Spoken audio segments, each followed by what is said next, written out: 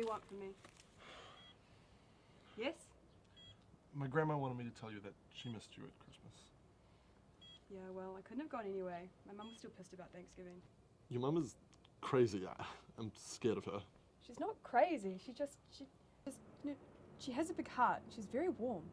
I don't find your mother warm. You don't. Well, no, yeah, she's warm, but she's also kind of scary. You can't be scary and warm.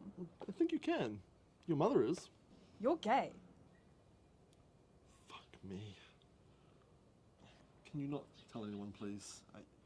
Look, I'm so sorry about everything. I'm so ashamed of all of it.